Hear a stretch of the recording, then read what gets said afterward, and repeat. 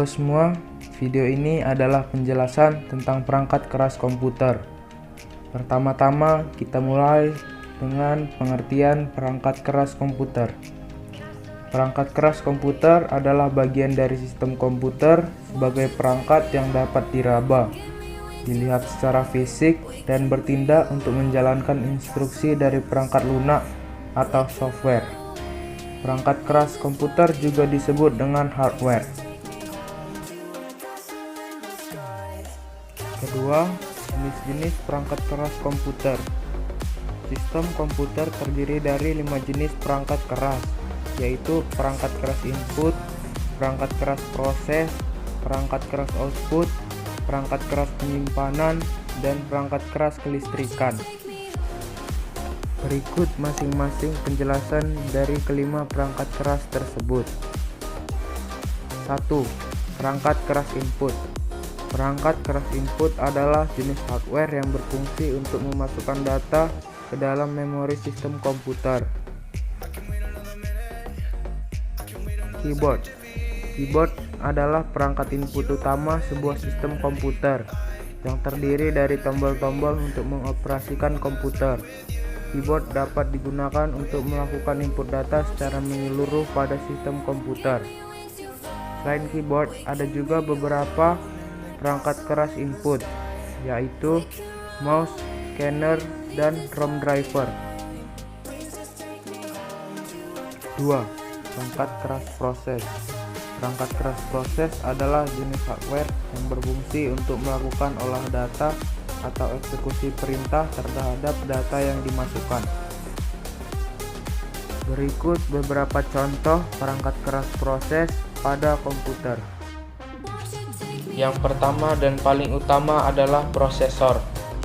Prosesor adalah perangkat keras proses utama yang merupakan komponen sirkuit elektronik yang dapat melakukan eksekusi komputasi logika, aritmatika, sistem kontrol, dan input atau output spesifik berdasarkan instruksi yang diperintahkan pengguna. Hampir seluruh proses di dalam suatu sistem komputer dilakukan oleh prosesor. Prosesor juga disebut dengan CPU, Central Processing Unit. Selain prosesor, berikut perangkat keras proses yang lainnya, yaitu motherboard, VGA atau Video Graphic Array, dan kartu suara atau sound card. 3. Perangkat keras output. Perangkat keras output adalah jenis hardware yang berfungsi untuk menampilkan atau menghasilkan keluaran dari data yang diproses. Berikut contoh perangkat keras output. 1. Monitor. Monitor adalah perangkat output yang digunakan untuk menghasilkan hasil proses data grafis dari VGA. Data yang ditampilkan menyediakan informasi berupa video. Selain monitor, beberapa perangkat keras output yang lain adalah speaker, printer, dan proyektor. 4. Perangkat keras penyimpanan. Perangkat keras penyimpanan adalah jenis hardware yang berfungsi untuk menyimpan data pengguna. Terdapat dua perangkat keras penyimpan utama dari sebuah sistem komputer, yaitu penyimpanan non-volatil internal, misalnya HDD atau SSD, dan penyimpanan volatil, misalnya RAM. Berikut contoh perangkat keras memori. 1. RAM atau Random Access Memory adalah media penyimpanan yang bersifat volatil atau data hilang ketika listrik dimatikan dan data diakses secara acak. RAM digunakan untuk menyimpan data saat diproses oleh prosesor. Karena menggunakan teknologi DRAM, proses transfer data RAM mencapai ratusan, bahkan ada ribuan kali lebih cepat dari hard disk biasa. Sehingga untuk meningkatkan performa, data yang diproses oleh prosesor akan disimpan di RAM untuk sementara.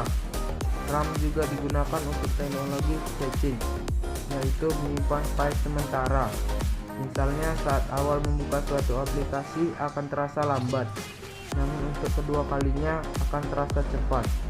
Hal ini karena RAM telah menyimpan data aplikasi untuk diproses jika diperlukan, yang dikenal dengan istilah caching.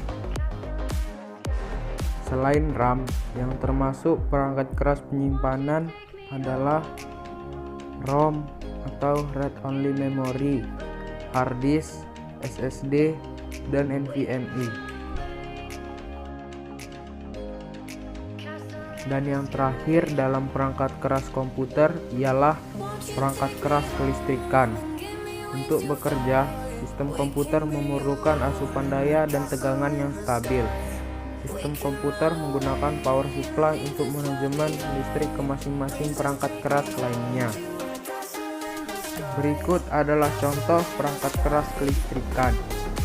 1. Power supply. Power supply adalah perangkat keras komputer yang berfungsi untuk melakukan konversi tegangan dari AC menjadi DC, sehingga dapat dilakukan manajemen ke sistem komputer terkait. Selain power supply, ada juga stop volt dan UPS. Baiklah, sekian penjelasan dari saya. Like videonya kalau kalian suka, dan jangan lupa subscribe. Sampai jumpa.